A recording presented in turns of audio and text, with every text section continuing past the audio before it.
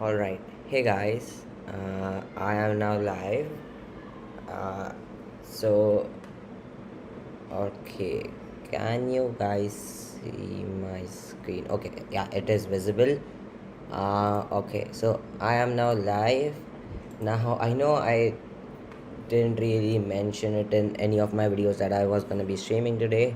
And to be honest, I really wasn't going to. I ended up just so I really wanted to stream right now, so I just uh, decided to do it. Alright, so today, as you can see, based on the title of this stream, we are going to be creating a game in Golang.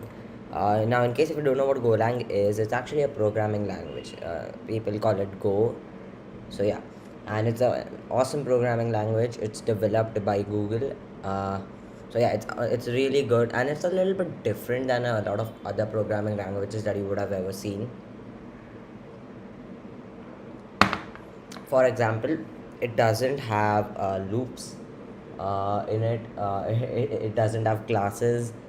So yeah, it's kind of weird in that way, but it's actually an incredibly good programming language. And if you'll actually look at its pipeline, it's just been booming over the years, and it's also been used at a few fan companies like Netflix, Google, and Twitch.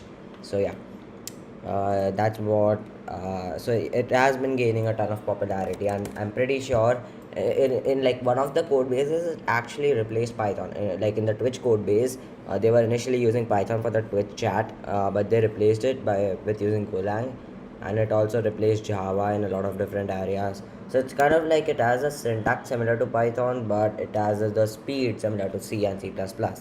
So it's incredibly good. So it's kind of like the best of both the worlds. So yeah, that's the reason why people love Golang. It's a really good programming language. So yeah, that's that. So all right. So now I'm just gonna have a check on my stream over here. Uh, so we have one playback. One second. Let me just get my iPad and check if everything is working correctly. All right. Just a second. Uh, Let me have a look over here. Once I get that done, I will get started.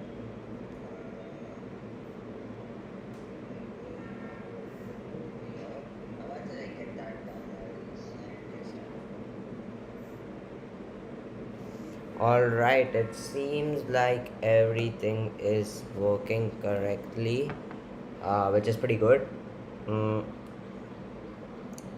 so yeah. Alright, so if you guys have any questions or anything, you can put it in the chat if you are there. So yeah. So yeah, so let's just get started. So I'm just gonna cd to the directory that I have over here. So I have set up Go and everything. So I'm just gonna cd to that directory. Uh, Alright, so I'm just gonna make a directory. Now the game that I'm gonna be making is actually based on a YouTube video. Like one person already made it. So it's made by Polymass, that YouTube video. So I'm just gonna say Polymass Python game. So he actually made this same game in Python. It's this one. So this is the game that I wanna make. And yeah, that's what we are gonna be. I don't know if we are gonna make the complete game today, or if I'm gonna continue it in some another stream, or I don't know what that's gonna be. I'm just gonna call one bullet game, and we are gonna be using Raylib for this game. So in case if you thought I was gonna use something like Ableton or something like that, I'm sorry, I'm not gonna be using it. The reason is there are really no resources to learn this. I only found one resource to learn Raylib, and like a few resources to learn GoSDL, GoSDL 2. I ended up learning Raylib right now because it's more beginner friendly, but you can just as well use GoSDL. All right, cool. So in case if you actually want to follow along it with like some other language, you are free to do so, but obviously there are going to be syntactic differences. So as you can see, we have a main.go file over here. Now I'm gonna open it up in Visual Studio Code. Now you will see that I actually do have GitHub Copilot up on VS Code, meaning I will be assisted in like that way. I will be having those auto completions. So yeah, okay. So let me just increase my screen brightness a bit. Cool. So let me also just check on my stream over here again if everything is perfect, because I am a little skeptical whenever I'm streaming. Let me also just alright, cool, everything is working perfectly. Okay, so let's get started. So the first thing we say is package main, and I'm just gonna set up like a very basic Go program right now, and then I'm actually gonna get started, and we will actually get started with the game. So I'll just say fmt.println hello. So this is the most basic Go program that you can write. You can just print out hello. Now I'm just gonna run it over here on my VS Code terminal. So go run main.go. Also, the cool thing is we are only going to be dealing with one single file. So we won't be needing packages, like multiple packages. We also won't be needing the Go mod file, which is pretty good, since like that will complicate the implementation a bit. So that's why. So this is the code that we have till now, and as you can see, it gives us hello, which was something that we wanted to print out over here. So now we actually need to create our screen. So for that we actually need to import Railweb. So what was the link to that? github.com. Let me actually just get it over here. I actually had executed this command quite a few times on my terminal. Maybe if I just run history, I will get it. History. src one bullet. Oh come on, maybe history takes a few parameters like 100. Yup. Installed by qt5 ffmpeg. Yeah, there we go. So here I have a couple of go run main.goes.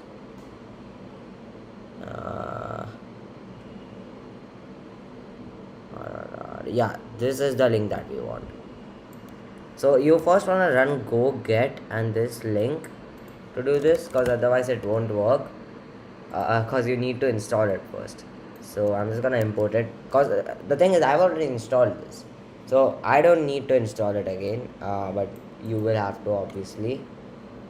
So yeah, so now we need to actually create a window. So first what I'm gonna do is I'm gonna define a few variables. I'm just gonna say screen width in32. Let's just keep it 600, and say screen height and 32. Actually, oops, it should be 800. The screen height should be 600. Maybe I will keep it 700, I don't know. So I'll just say creating the main window. So I'll just say rl.init window screen width, screen height, and one bullet shooter. So wait, what they even so well, this is GitHub Copilot. I'm not doing any of this, and I kind of want to see how they do it. That's cool. Well, we don't need this stuff in our code. So what we need to do is we need to create the main game loop. So I'll just say for this is what we need to do. So I'll just do this, and here we can just say, actually we don't even need to add this thing over here. And once we do this, I just say rl.close window, and we just add these. This should give us a white colored window to the screen, because we are clearing the background and then filling it with ray white. Actually it's just rl.white, not ray white. So yeah, so now let's just run this program and see what we get. So I'll just say go run main.go.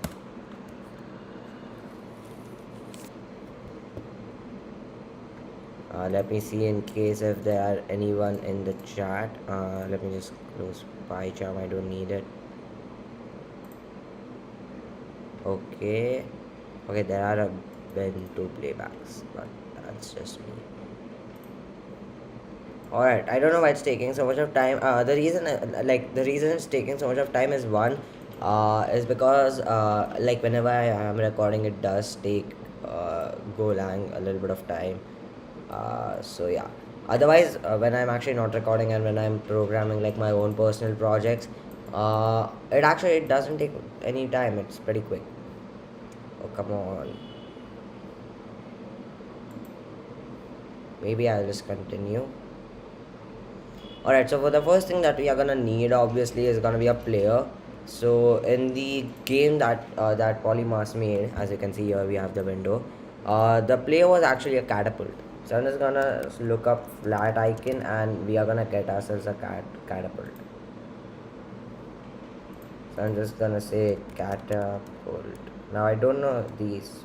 Yeah, there we go. Alright, now let's just look up a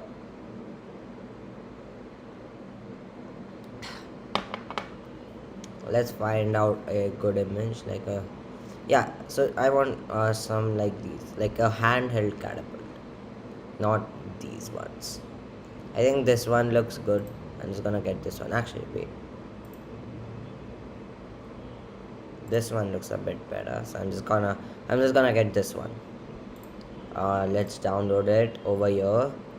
64 pixels, and we just download it now. All of that attribution and stuff also. Alright, so as you can see here, we have downloaded it. It's catapult.png.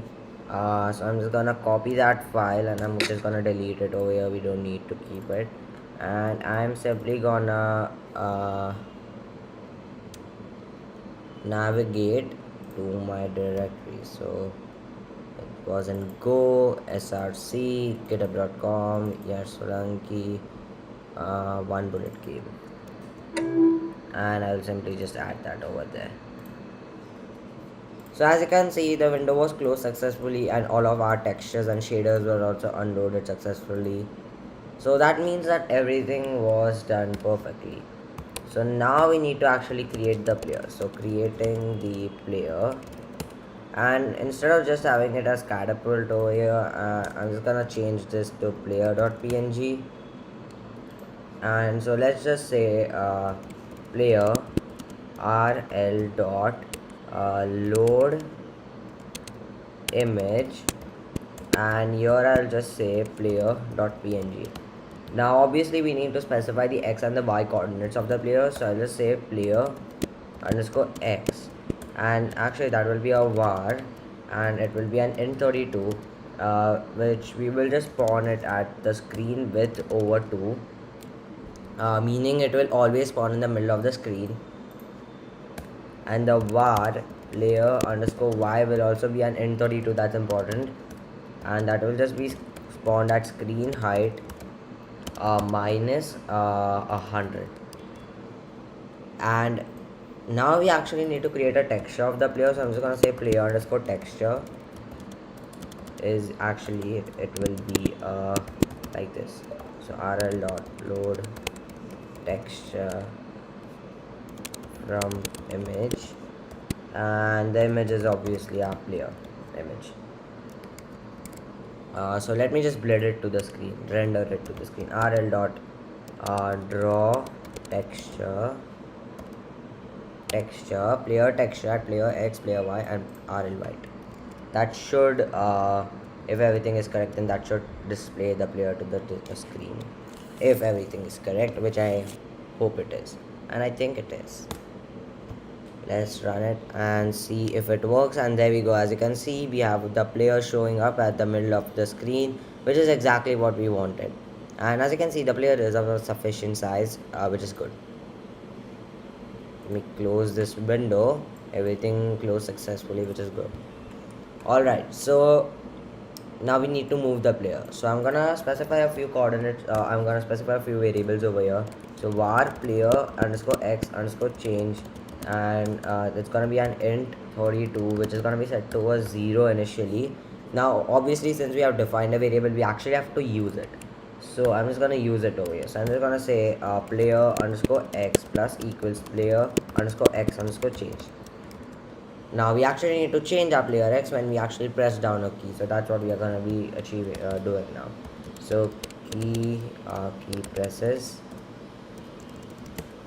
So I'll just say if rl dot is key down, rl dot key right, I'm gonna set the player underscore x underscore change equal to a 1, or I think a 2. Actually I think a 1 will be good. And if it's the rl dot key left, then I will set the player underscore x underscore change equal to a -1, and I'll have one more event. So if it is rl dot is key up, so, and I will actually just execute this. So if it's either the left or and the right key is up, then I want to stop the player from moving. So I'm just gonna say player x underscore change and set it equal to 0. Now let's just have a look at this code.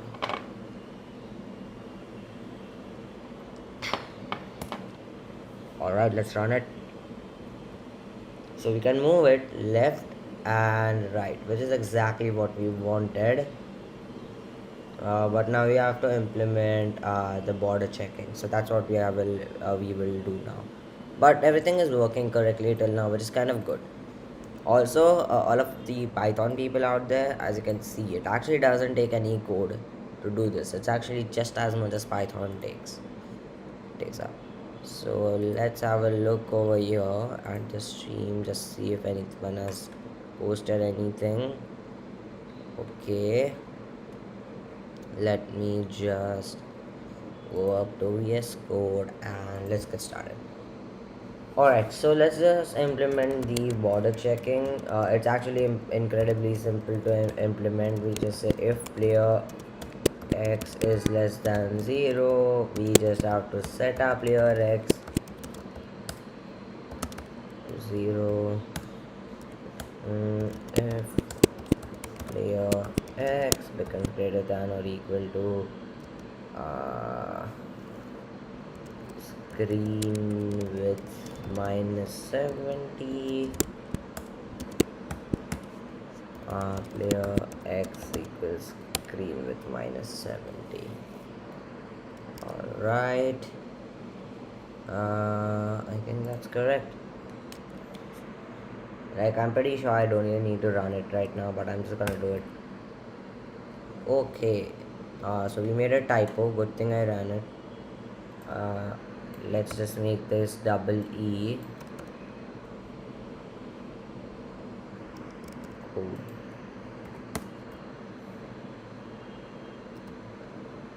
And there we go. That's working. And so is this, which is exactly what we wanted to see. Let me just go down over here and close this. So yeah, there we go. As you can see, we have written about 49 lines of code and everything is working exactly how we wanted it to work. Alright, so the next thing that we need to work on is actually shooting. So in the last game, in the other game designed by the actual YouTuber, he used a rock to shoot. So I'm just gonna search up a rock or a rocket. I wish it was a rocket, that would be so cool. Alright, so let's just have it fire a rock like this. Looks good. Kind of stylish. I wish there was some kind of a... Okay, now I actually don't want to download this for the 64 pixel one. I think a 32 pixel rock will be just fine. The main reason being the player is 64 pixels, and even if the rock will be like 64 pixels, it will look a little bad. So I want it to be 32 pixels by 32 pixels. So I'm just gonna download that one. And let's just copy it and move it to our directory. So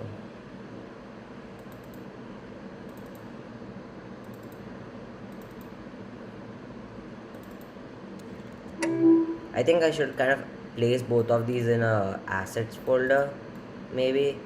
I think I should. Maybe I will later on, but yeah.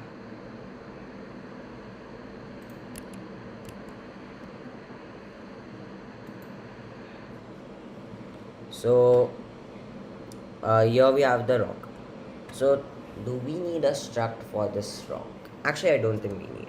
Cause like if you look at it, there's just gonna be one rock that's gonna be fired, right? So we don't really need a struct for this. So I'll just say creating the rock. So I'll just say rock is rl dot load image rock dot png rock underscore x. Now the rock x rock y are basically gonna be equal to the player x and the player y, whatever that is equals to. Now since the player doesn't move, well, yeah, like in the y direction, so that's just gonna be equal to the player x. Now we can't actually keep it equal to the player x, right? Because relib, it will have it at 0 0 at the top left. So we add about 35, I guess, and var rock y will be in 32 player underscore y, and I don't think we will need to do anything to that. And we will also have var rock underscore velocity, that will be equals to another n32, and I'm just gonna set it to -2 over here. So yeah, I think currently I'm just gonna, actually no, I'm not gonna comment it right now, and I'm gonna make another thing var alright. Now yeah, first I obviously do want it to have a texture. I don't want this to have that. So alright, so how do I want to do this? I don't need a var over here. So I wanted to have one variable called is shoot, and only if it is shoot, only then it should actually shoot the rock. So I'm gonna have var is underscore shoot. It's gonna be a bool, and initially it's gonna be set to false. Correct, false. Alright, so we only wanna make is shoot true if our rock is shooting, and if it and if it is we only wanna make if it shoot true if we click on the space bar. So I'm gonna say if rl dot is key down key underscore space, we simply want to say is underscore shoot is equals to true, and basically what we are gonna do is just below all of this stuff, I'm just gonna have another statement that if it is an is shoot, then if is shoot is true, only then I wanna actually spawn the rock, because otherwise I don't even wanna spawn the rock. So I'll just say rock rl dot draw texture, and I want to draw the rock texture, the rock x and the rock y, and and I also just want to say rock y plus equals rock velocity, and we only want to do it if it is a rock. So let's go run main.go, and now if I click space, nothing happens. Maybe we are running into an error somewhere. Texture loaded successfully, file loaded successfully, data loaded successfully. Okay, state initialized, texture loaded, default. It doesn't look like any error. So there is a bug. So if it is a shooting, then we draw the texture. What if we get rid of this? Not that. What if we get rid of that and just comment that out?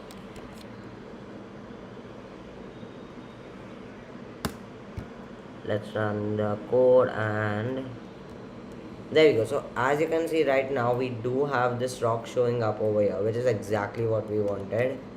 So alright, so now we actually want to move this rock. How do we want to do that? So we only want to move the rock when the rock when issued is true, because when issued is false, well, technically there is no rock, so we don't want to move it. So we will only do it when we will only change the y coordinate if issued is true. Go run main.go, and there we go. That's exactly what we wanted, and perfect. So now here's the thing. So now we have this one bullet mechanism in here, which is pretty cool. So I know that there is going to be a bug in the code right now. I think there is going to be one bug in the code. So if I shoot the rock, you can see that if I'm going here, the rock is only being shot from the initial player X thing. It isn't being updated for some reason. Let me just do it from here. So there you go. So as you can see, the rock is being shot from there, and the reason I think that that's happening is because the player X is defined over here, right?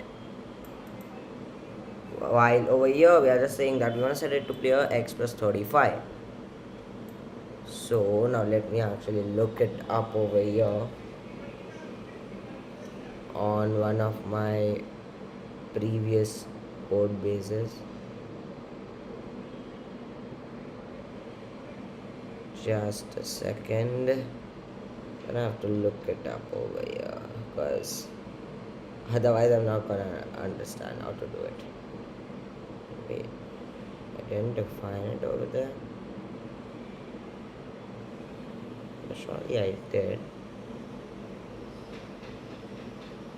45, 29.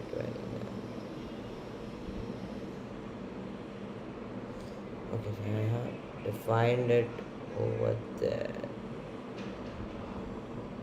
Then I just do that. Okay, this is a little. Okay, so I subtract it. But where am I defining the bullet?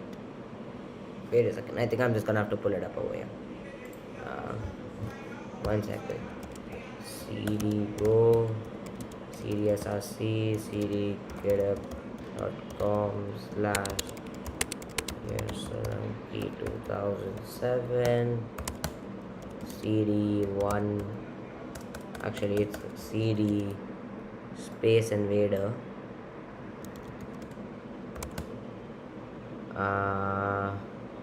Code.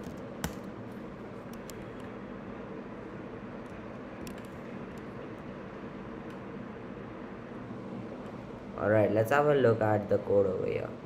So you're defining a bullet shaft. Well, you all know that.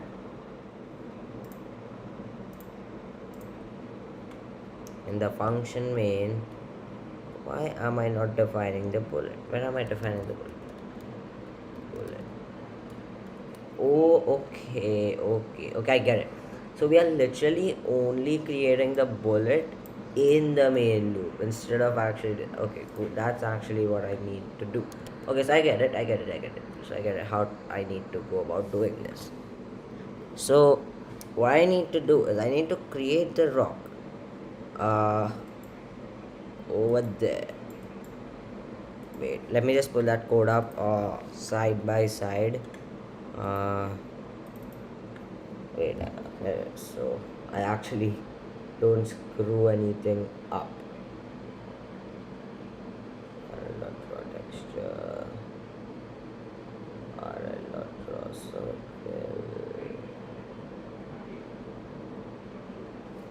Wait a second, let me just get it. Go src grep.com. One bullet. Oops. Space invaders. Just drag this over there. Alright, now let's have a look over here. So yeah, defining the enemy struct, and let me just search for bullets. Current underscore bullet. So where exactly are we drawing the current bullet? I will not draw circle. So we are drawing it at cos x plus 32. I will not draw circle. Okay. So we don't even draw the texture. We directly draw the texture over here.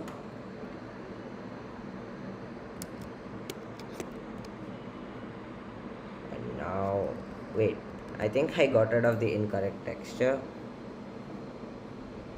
Yeah, gotta have the player texture, right? Yeah. Okay, now I don't get this. So, well, rock x, rock y. Okay, so maybe, okay, I get it. So, well, the rock's initial position is gonna be that, right? So, over here, I basically need to say player x and player y. I can't say rock x and rock y over here.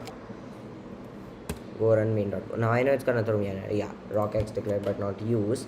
So, technically, I don't even need to have rock x and rock y, I guess. Wait, what?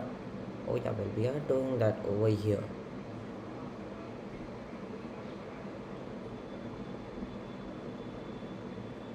And since, well, the rock y is constant, I'm just gonna set it to the screen height minus 100, which is equals to the player y, and we can just get rid of the rock x. We don't need to find it here, and I think this should do the trick. So go run main dot go. So now, okay, so well, one good thing, we are getting the rock showing up, which is exactly what we wanted. But we need to move it, so I'm just gonna make this well, we want, wait a second, I am adding it, right?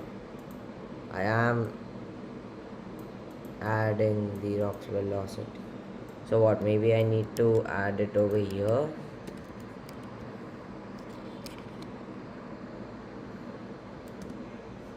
Go and main dot go. Okay, so well, the good thing is that we are getting a rock showing up to the screen, so we do know that that part is working. Now, one more thing that I need to figure out is, like, even if the rock is showing up, is it showing up at the player coordinates or is it just showing up at those coordinates? Okay, so that's good. So we know that it's showing up at the player coordinates. Now we just need to figure out how we can actually move the rock, because for some reason it's just not working. So if we are clicking on the space bar, we are setting is shoot to true, and if we are shooting, well, we are drawing the texture. So what, maybe we should say rock underscore y is equals to, we can just say 100. Let's comment this out.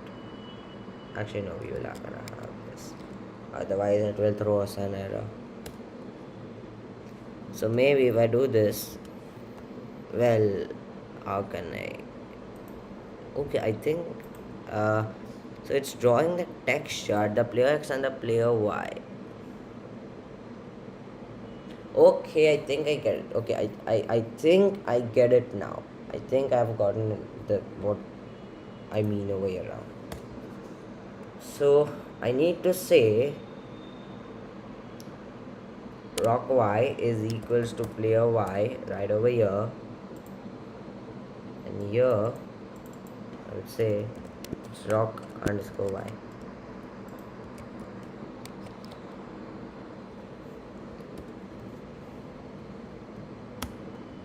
Oh, come on.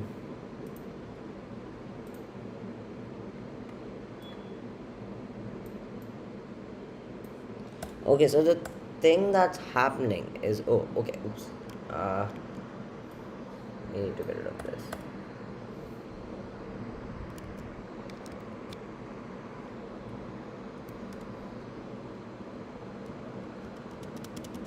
Come on.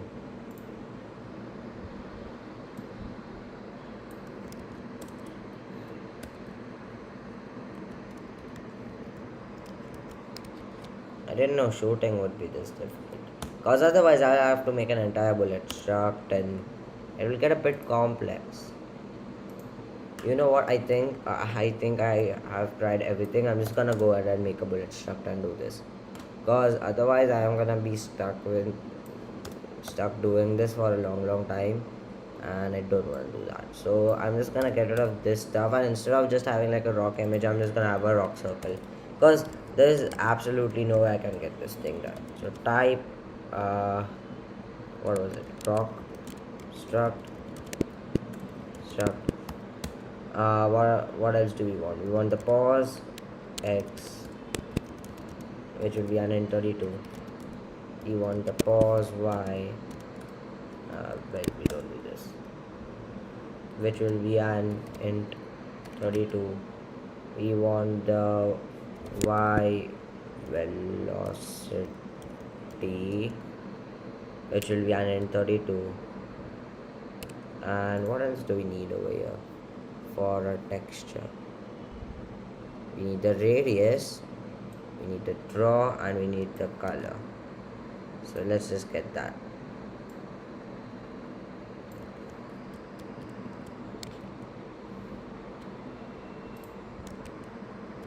Let me just look up. Okay. Wow, I didn't know you could build games in Golang. I thought it was only used for backend log. Oh yeah, well you can. Let me actually. So you can actually build games in Golang, but it's like there aren't any tutorials on it. Uh, like no one is making any tutorials on it. The main reason being finding any information about Golang is incredibly difficult. Well, because the name of the language, if you look at it, just look up Go on Google. You probably aren't gonna get anything related to Golang. You probably are gonna get uh, stuff like what's the term Go. You won't get anything related to a programming language Golang. So what happens is you really aren't gonna get any data. And after days of searching myself, I finally came across one tutorial that teaches you how to use Go and Railib. I didn't, and the thing is, Golang docs are incredibly bad. Like, not the actual Golang official docs, but the docs made by Railib. I'm sorry, not Railib, Epiton. So those are the actual kind of like Golang libraries that are used to actually create good games in Golang, and and the documentation is horrible. Like I just couldn't understand anything from it. The reason being, it just wasn't that like self-contained, and it wasn't really good in those terms. So what happened was I ended up not understanding Aberdeen, and some of the instructions were just way too complicated, and so I just so even I initially thought actually Golang can be used for a lot of things. You can also create TCP chat rooms and many other things in Golang. So mention, well mentioned, Ishanshi. Okay, I mentioned you. So yeah, that was a good question. And yeah, so if you want, I think I will just share the link to that tutorial in the description box of this stream once I finish it. once I end it, because the stream will be available on YouTube afterwards. So I will just have it in the description box down below, so you guys can just go check it out.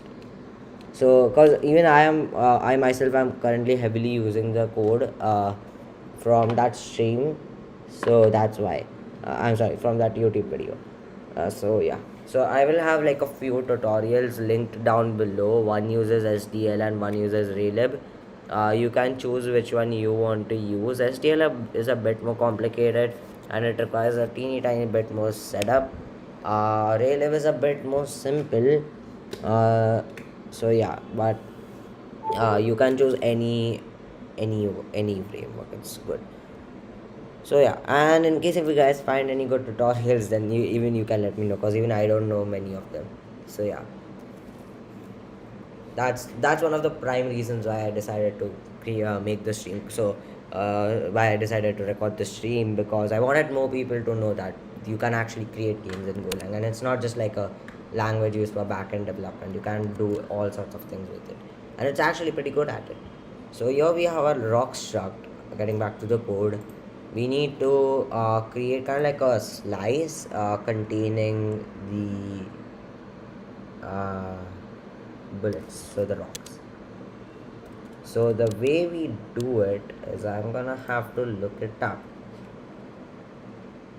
So yeah, we basically do this. Cool. Well, I don't think we are gonna need this, cause well, if you look at it, technically I'm just gonna be spawning one bullet.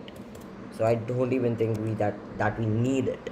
So what I'm gonna do now is, I'm just gonna say if oops if rl dot is key down rl dot key space. Now GitHub Copilot is making my life a lot easier right now, which is pretty good. Oh come on. So in case if I'm pretty sure like not a whole lot of people have this access, so in case if you want, you can just go and sign up for the technical preview. Alright, so what do we wanna do? So what am I doing over there? So let me just have a look.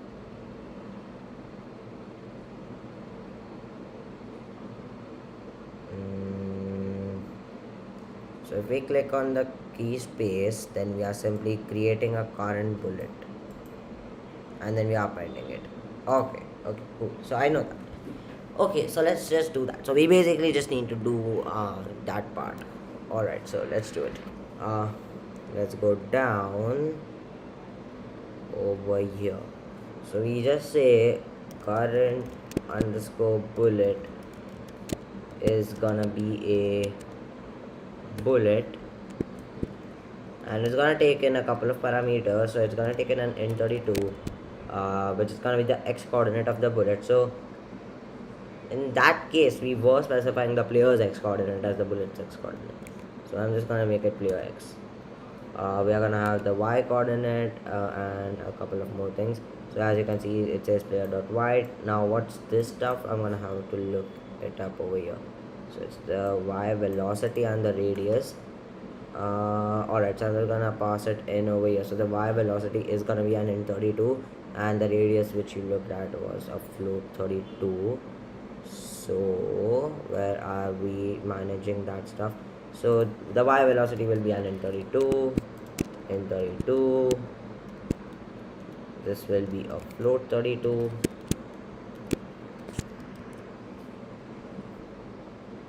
Let me just have a look over here. Yeah, float 32.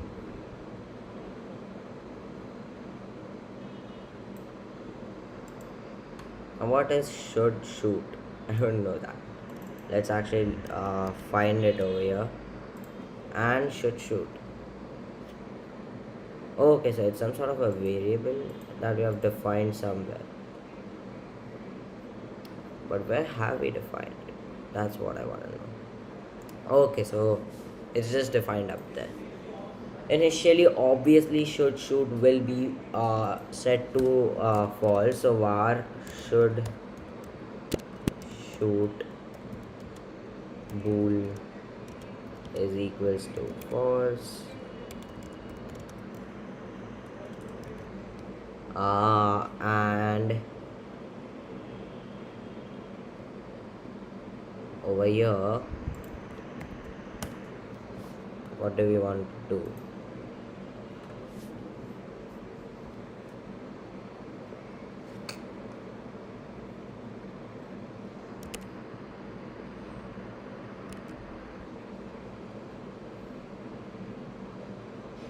And should. Well, but should is initialized to false. Wait, what? Why have they initialized it to true from the beginning?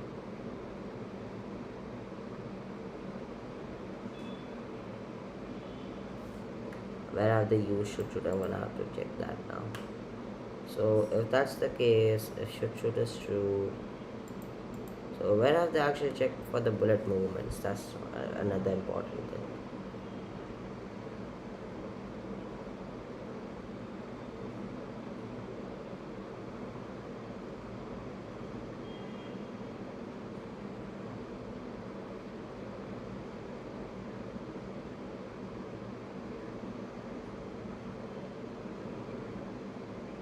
Okay, so they are basically just doing that over there.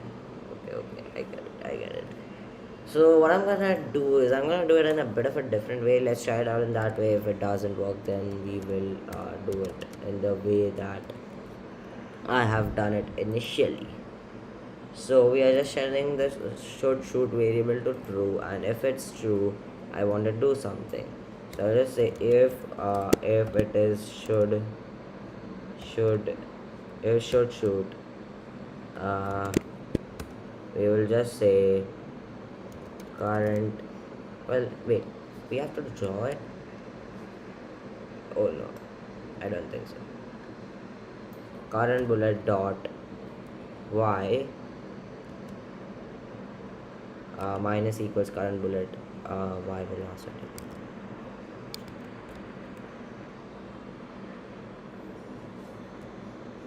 I'm pretty sure it's gonna run into an error.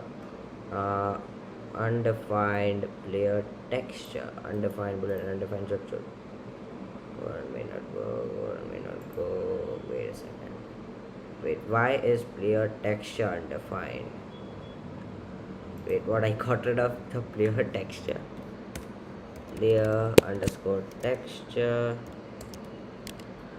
Done.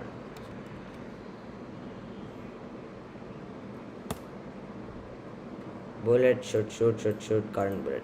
Alright, let's have a look.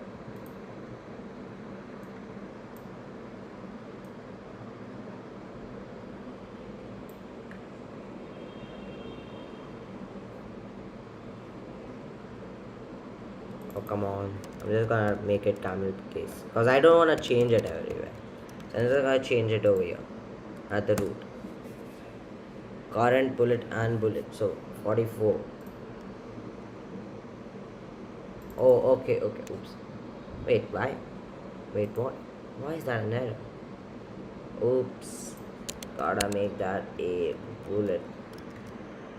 Uh, I think the reason is that since a lot of processes are going on right now, what's happening is my VS Code autocomplete is also kind of freaking out, right? So, okay, cannot use rl.write yeah, as bool value. Wait, what? Draw bool color.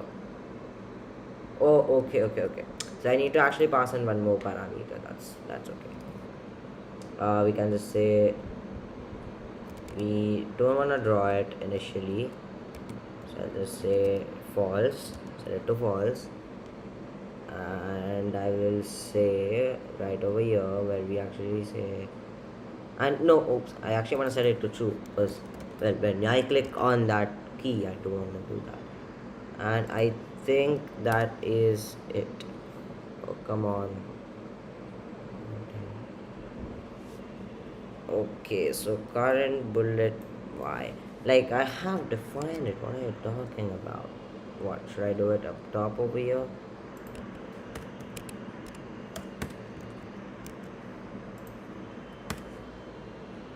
Undefined variable. God damn it.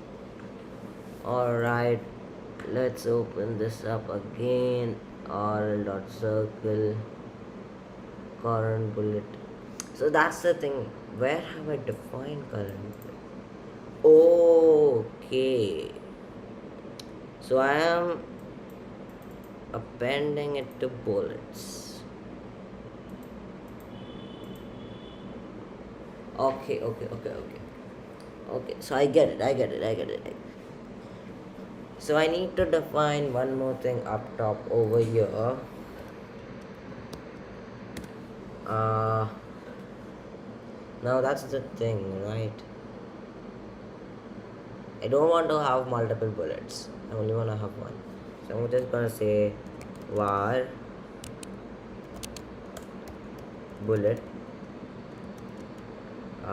is equals to I'm just gonna actually, you know what? I'm just gonna say bullet is nil. Actually, no. Let's just say 0.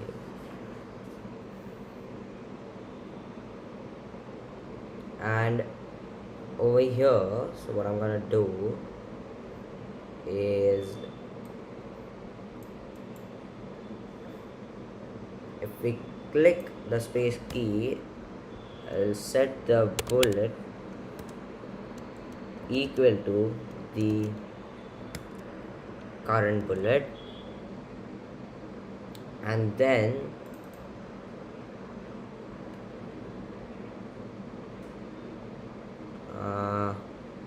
I'll just say bullet dot y and bullet dot y.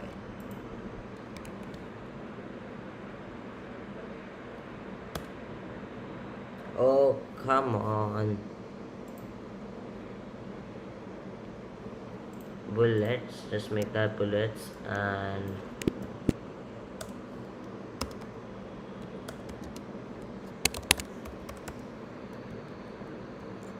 set it equal to that.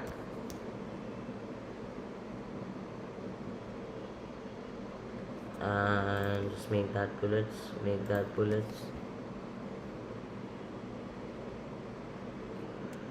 bullets.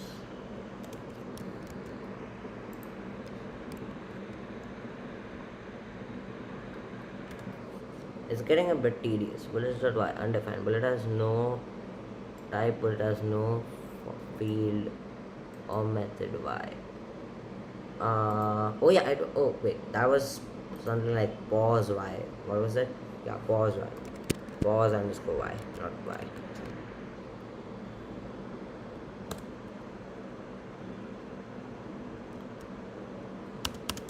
Oh come on, it still isn't working.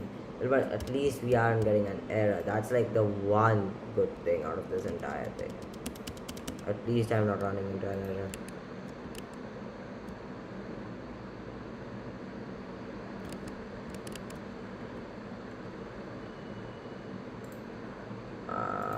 What should I do over here? Because I only wanted to fire once. Well, so one way I could do it is like if I could just avoid each and every struct, just draw a circle to the screen at certain coordinates, because otherwise I'm gonna have to deal with a lot of jargon like only blend the first one, not the second one, and all of that, which I don't want to do because one, it's not the best approach to it will get just way too complex. So bullet pause y, bullet y velocity, bullet is equals to current bullet,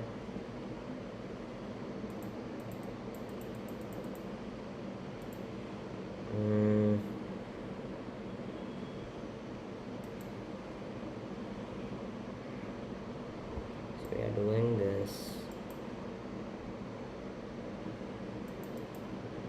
What, so we set it equals to false away or something like that, and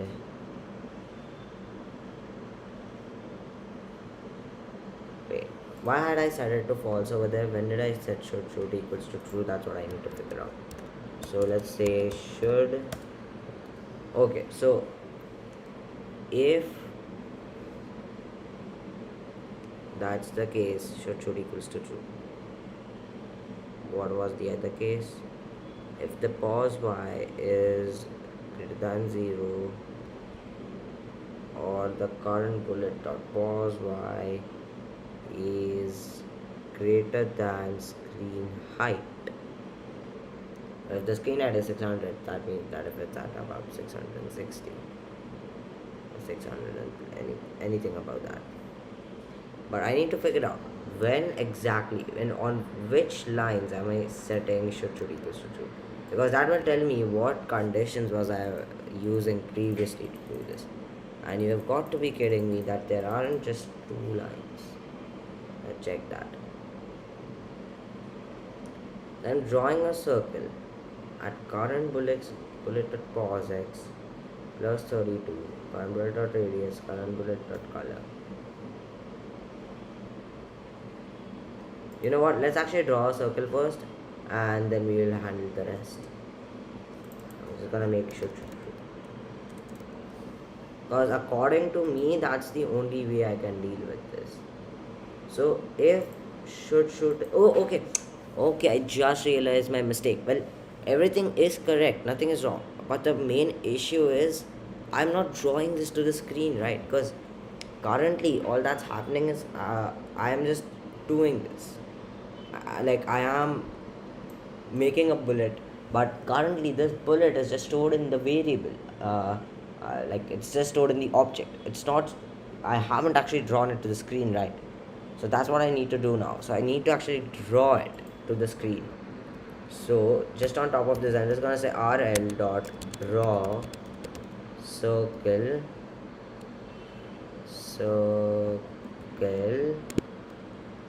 and it's gonna take in a few parameters.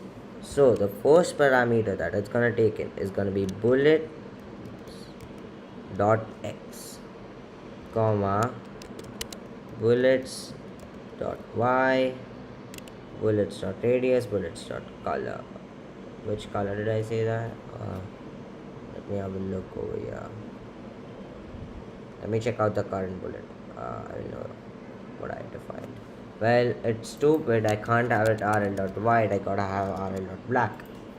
Because otherwise I'm not gonna see it, right? Because white and white. And let's just hope this thing works.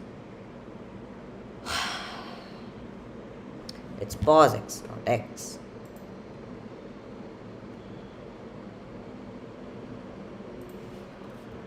Pause underscore x. Now I'm kind of tired, so that's why I'm making these stupid errors. Otherwise, I usually don't make such stupid errors.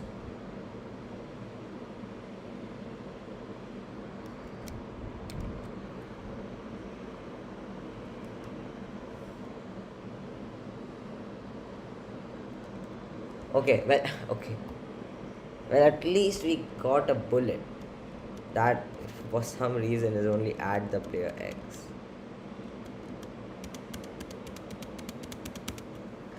At least we get a bullet. Okay, I can work with that. I can work with that.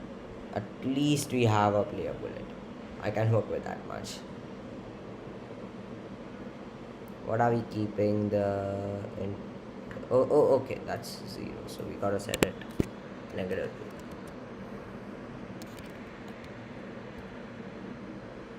Now, if that player, if that bullet moves, that's gonna be the best thing ever.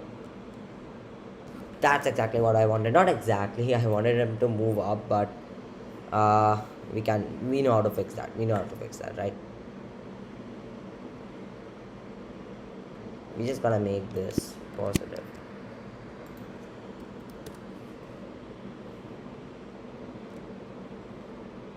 And that's exactly what I wanted.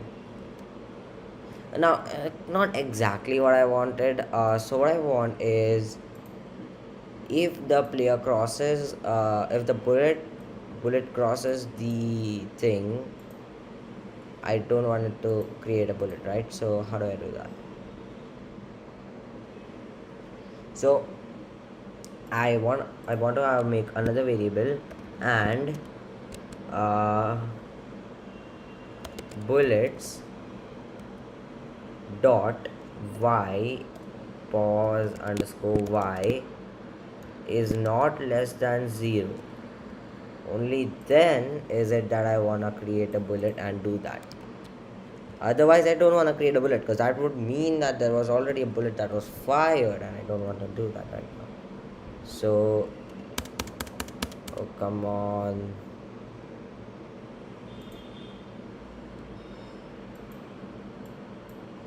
Wait. What? Wait. Let me check what the current bullet is. Maybe threw me an error. Successfully. Everything is successful. Then what was the error?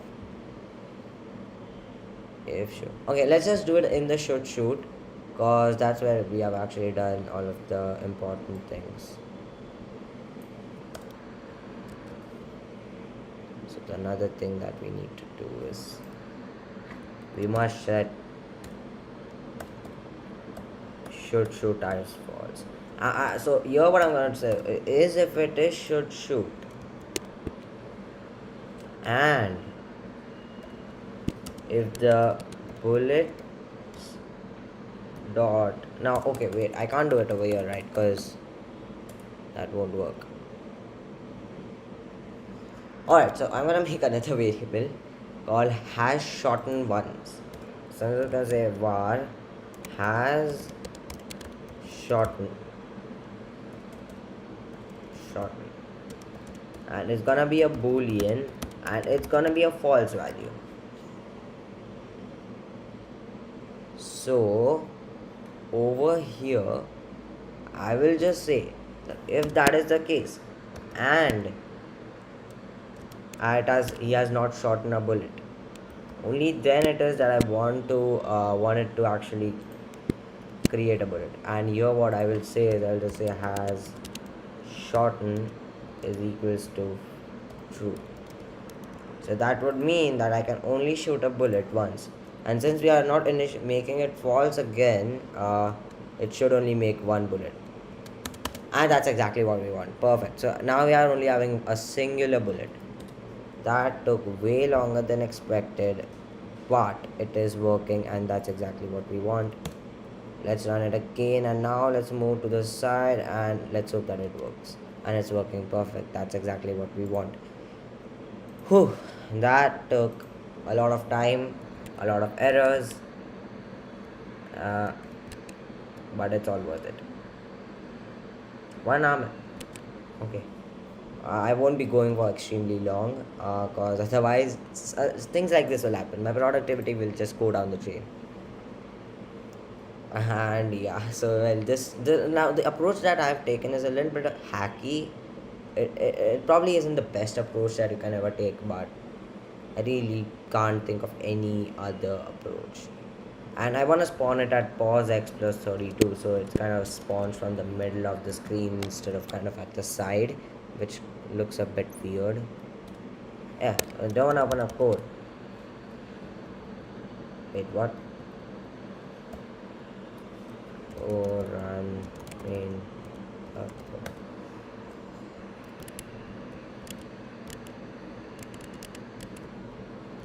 And now there we go. As you can see, it's spawning from the middle of the screen, which is exactly what we want. And that is pretty cool, right? Now we do have a little bit of the gameplay in place. Like the other things is pretty easy. The other things are very easy to implement. It was just that this thing was a bit difficult to implement. So now that, so this is in place, so now everything is going to be much easier. All of the other mechanics are a lot easier to implement. So yeah, it's kind of surprising that it took me more time to create a shooting mechanic that would only work once, rather than a shooting mechanic that would work for like infinite times. Kind of stupid. Kind of stupid, because like over here I actually need to intentionally make it so I can only shoot something once, and even that took me so long.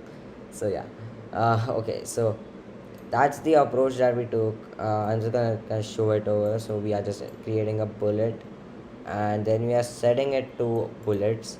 And we are creating something called hash shorten to true. So that will mean that we can't shoot anything again.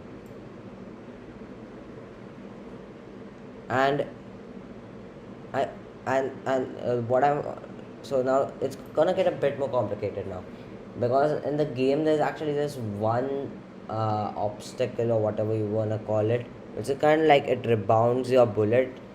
So in that case, if my bullet gets rebounded and it hits me again, then I want to set hash shot to false. So that, well, actually that's not that difficult. Yeah, that's not that difficult. I can simply add a collider to the player and the bullet, that if the bullet and the player collide and if hash shot was true, then the only possible reason why that was the case was that if the bullet had hit the square thingy. So that would mean that I want to set hash shot to false and I want to shoot the thing again. So yeah, that's how we can do it. Okay, cool. Okay, so I don't think I'm gonna be continuing now, because it's like I'm now it's like my productivity is going down the drain, which is something that will cause a lot of hindrances. So yeah, I don't think I'm gonna like I will do a future stream or future video probably in a few days about this. Now I know about my neural network game controller video. I actually have recorded the video. It's just left to upload. I was waiting for a few days. I was waiting till the last one hits the 10 views. Then I will hit. Then I will also upload my third part of the tutorial series. So just wait for a few days. As soon as that video hits a few more views, then I will upload the next one also. So yeah, so that's pretty much it for this stream. I know we didn't actually accomplish a ton of things. We just accomplished player movement, but that is the first part of a few more streams. Now, what like this was the most difficult part. This was the most difficult part. Now it's gonna be much more simple. So now it's not gonna take me so long. I think it's just gonna take me one more stream to do this. So that's kind of cool. So we have managed to accomplish the most difficult part. So that's cool. So now what I'm gonna do is I think I'm just gonna upload this stuff to GitHub. So I'm just gonna go github.com.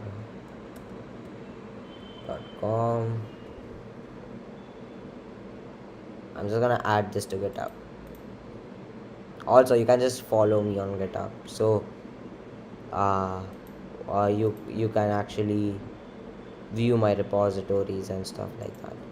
So I'm just gonna say new repository, and I'm just gonna name this one bullet shooter.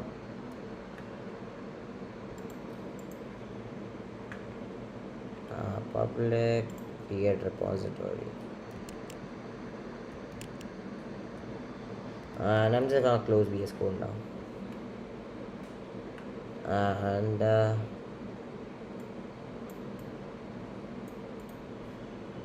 upload an existing file. Let's just choose our files. Choose files, and let's Macintosh users. Yes.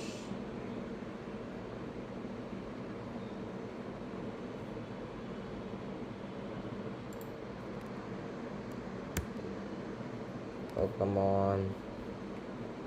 Go. I want to search for Go. Where is Go? Go. src github.com. One bullet.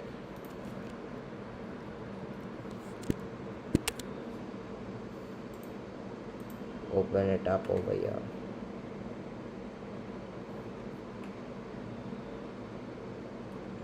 And I'm just gonna say added shooting and player movement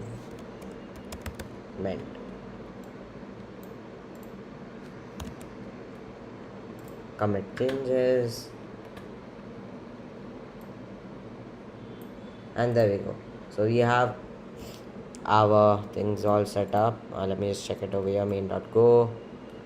Here we have it.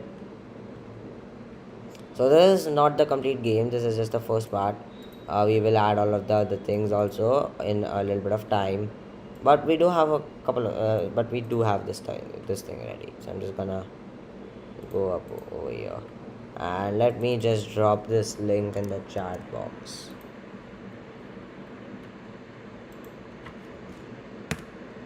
So in case if you guys want any of the assets or any of that, you will be able to get it using this link. So yeah, I will also have it in the description box. I'll also have it in the description box when this once this video gets all uploaded and stuff. Okay, so we have about 6 playbacks, and we do have a 2-minute watch time. Okay, cool.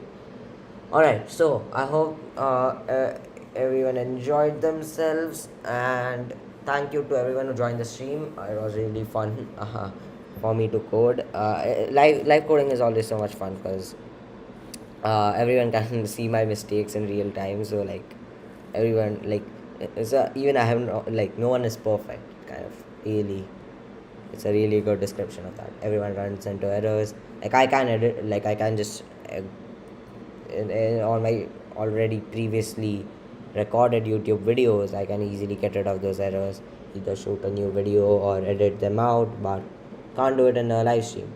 So I'm just gonna check on my live stream for one last time. Just a second, guys. Can't do it in a live stream. So I'm just gonna check. Alright, cool.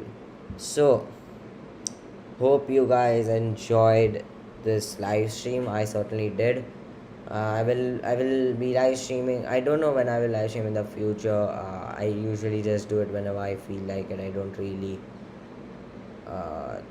but in case if I am gonna be doing like a longer stream, I am thinking of doing one long stream in the future, like one actual long, like 4 hour 5 hour stream, but not right now. I will tell you guys, and probably through either some community post, or uh, I will I will notify you guys in some way, how when I am going to be doing such a stream. In other cases, you guys can just you guys can just hope that you get notified. So yeah, so that's it for this video. I really hope that you guys enjoyed it. If you did, like and subscribe. That'd be really cool. uh, we are at about 72 subscribers, which is good. A few more will be a lot better. A lot of you guys aren't subbed, so please subscribe to my channel, and I will see you in another stream or in any other video. Have a great day. Bye.